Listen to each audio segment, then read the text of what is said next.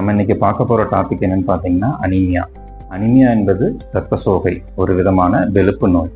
இந்த அனீமியா என்றால் என்ன, இரத்த சோகைக்கு உண்டான காரணங்கள், இரத்த சோகையின் அறிகுறிகள், இரத்த சோகைக்கு உண்டான உணவு முறைகள் மற்றும் சிகிச்சை முறைகள், இதை பற்றி நம்ம இன்னைக்கு பார்க்கலாம்.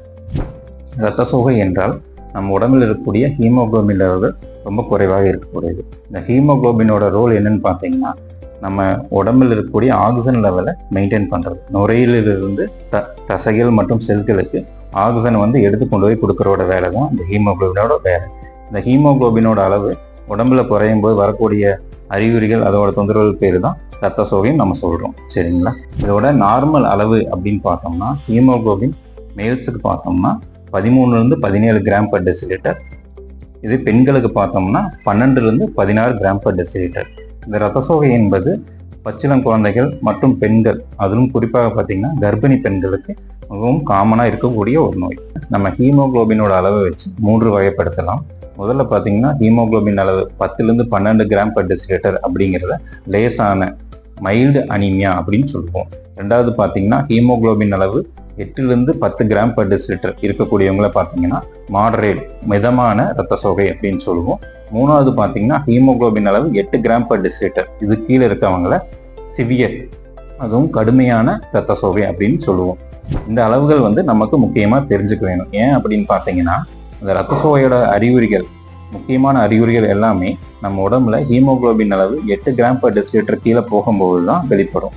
சரிங்களா? அதனால் பார்த்தீங்கன்னா நம்ம ஒருத்தருக்கும் நம்ம இண்டிவிஜுவல் பிளட் குரூப் தெரிஞ்சிருக்கிற அளவுக்கு நம்ம என்னோட ஹீமோகுளோபின் அளவு இவ்வளோ அப்படின்னு எப்பவுமே தெரிஞ்சுக்கணும். அதுவும் குறிப்பாக மாதவிடாய் பெண்கள், கர்ப்பிணி பெண்கள் கண்டிப்பாக தெரிஞ்சிருக்கணும்.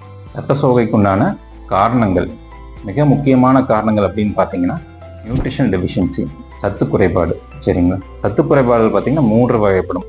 இரும்பு சத்து, அயன், ஃபோலிக் ஆசிட், தென் விட்டமின் B12 சத்து. நம்ம காமனாக இருக்கக்கூடிய மித் என்னன்னு பார்த்தீங்கன்னா, ரத்த சோகை என்றாலே இரும்பு சத்து குறைபாடு அப்படின்னு சொல்றது. அப்படி கிடையாது. கூட இருக்கக்கூடிய ஃபோலிக் ஆசிட், B12 சத்தும் இம்பார்ட்டன்ட். இந்த B12 சத்து குறைபாடு யாருக்கு முக்கியமாக இருக்கும் அப்படின்னு பார்த்தீங்கன்னா, வெஜிடேரியன்ஸ், மாமிசம் உள்ளாதவர்களுக்கு B12 சத்து குறைபாடு ரொம்ப காமனாக இருக்கும். அடுத்து 2வது முக்கியமான காரணங்கள் பார்த்தீங்கன்னா கிரானிக் பிளட் லாஸ்.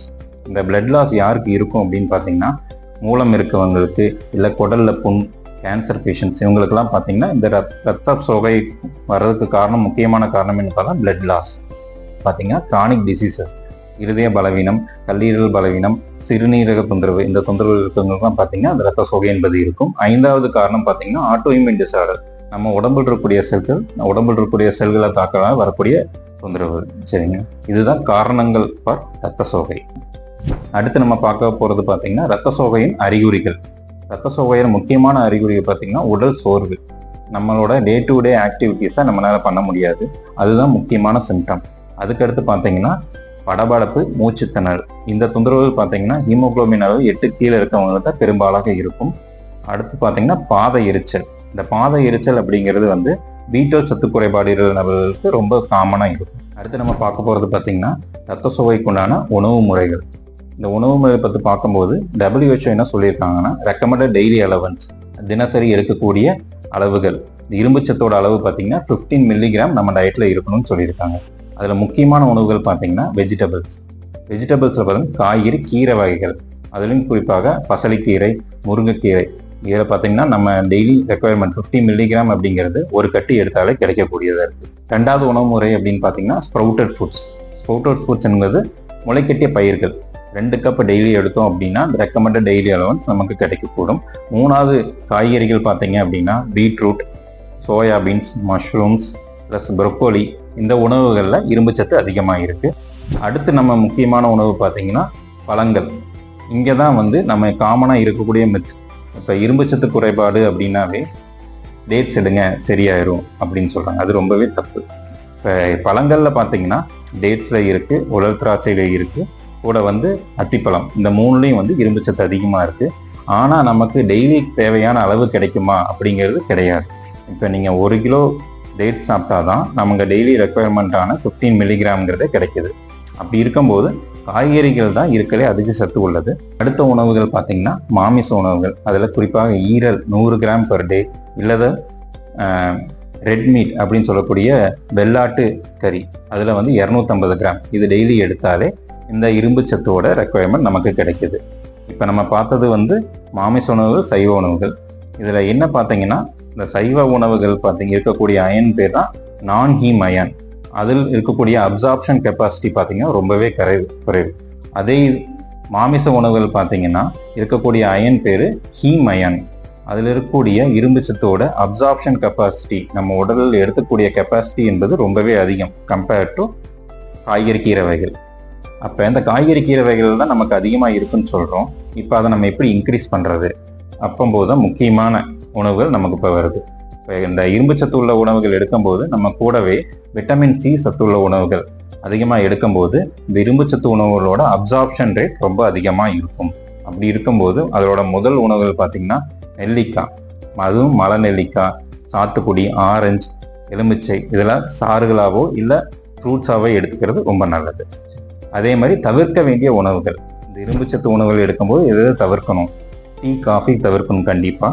அது போக கால்சியம் சத்து உள்ள உணவுகள், பால் மற்றும் பாலிலிருந்து வரக்கூடிய உணவு முறைகள், கால்சியம் சத்து மாத்திரைகள், இது எல்லாமே வந்து இந்த அயன் சத்து மாத்திரைகளோ அயன் சத்து உணவுகளோட தவிர்க்கிறது நல்லது. ரத்த சோகைக்கு உண்டான சிகிச்சை முறைகள், ஒருத்தருக்கு ஹீமோகுளோபின் லெவல் 10க்கு மேலே இருக்கு அப்படிங்கிற பட்சத்தில் அவங்க இந்த உணவு முறை, இரும்பு சத்து உள்ள உணவு முறைகள், அது போக இரும்பு சத்து மாத்திரைகள் எடுத்துக்கொள்வதே போதும்.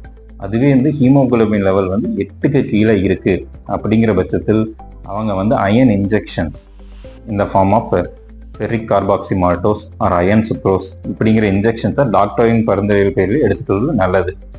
அடுத்து நம்ம முக்கியமாக பார்க்கக்கூடாது வந்து பிளட் டிரான்ஸ்ஃபியூஷன், ரத்த மாற்றம். இந்த பிளட் டிரான்ஸ்ஃபியூஷனுங்கிறது எல்லாருக்குமே தேவைப்படாது. யாருக்கு தேவை அப்படின்னா, இந்த ரத்த சோகையினால் இருதயம் பலவீனம் இருப்பவர்களுக்கோ இல்லை ஐசியூவில் அட்மிஷன் ஆயிருப்பாங்க, இந்த மாதிரி இருக்கவங்க ரத்த மாற்றம் பிளட் டிரான்ஸ்ஃபியூஷனுங்கிறது கண்டிப்பாக தேவைப்படும். இப்போ இதுவரைக்கும் நம்ம பார்த்தது எல்லாமே பார்த்தீங்கன்னா இரும்பு சத்துக்கு உண்டான வைத்தியங்கள், ரத்த சோகை வரக்கூடிய இரும்பு சத்துக்கு உண்டான வைத்தியங்கள். இதே B12 சத்துன்னு ஒன்று பார்த்தோம். இது வந்து யாருக்கு காமனாக இருக்குன்னா வெஜிடேரியன்ஸ், மாமிசம் எடுத்துக்கொள்ளாதவர்களுக்கு. இந்த B12 சத்தை நம்ம எப்படி இம்ப்ரூவ் பண்ணலாம் அப்படின்னா, மாமிச உணவுகளை வந்து டே டு டே டெய்லி லைஃப்பில் இன்க்ளூட் பண்ணுறது. இதே வெஜிடேரியனாக இருக்கீங்க அப்படிங்கிற பட்சத்தில் நம்ம B12 இன்ஜெக்ஷனோ இல்லை டேப்லெட்டோ எடுத்துக்கொள்வது நல்லது. வருடம் ஒரு டைம் B12 லெவல்ஸை செக் பண்ணிக்கிறது, வெஜிடேரியன்ஸ் குறிப்பாக செக் பண்ணிக்கிறது ரொம்பவே நல்லது. இந்த B12 சத்து குறைபாடு நம்ம மாமிசம் எடுத்தாலும் வருது அப்படிங்கிற பட்சத்தில் நீங்கள் வந்து இந்த சீரம் ஹோமோஸ்டின்ங்கிற ரத்த டெஸ்ட்டை வந்து கண்டிப்பாக பார்த்துருக்கணும். சரிங்களா? இந்த சீரம் ஹோமோஸ்டின் எனப்படுது உடம்பில் இருக்கக்கூடிய ரத்த கசிவு தன்மையை ரொம்ப அதிகப்படுத்திடும். அப்போ கண்டிப்பாக இந்த டெஸ்ட்டை பார்த்துட்டு டாக்டரை ஃபாலோ பண்ணுற மாதிரி இருக்கும். இந்த ரத்த சோகைக்கு உண்டான அறிகுறிகள், அது மாதிரி ஏதோ அறிகுறிகள் இருந்தாலும் நீங்கள் வந்து கற்பகம் ஹாஸ்பிட்டல் அணுகி எப்போ வேணாலும் ட்ரீட்மெண்ட் எடுத்துக்கொள்ளலாம். பொது மருத்துவம் ப்ளஸ் பிரசவ பிரிவு எல்லா வகையான டாக்டர்ஸும் அவைலபிளாக இருக்காங்க. மிக்க நன்றி.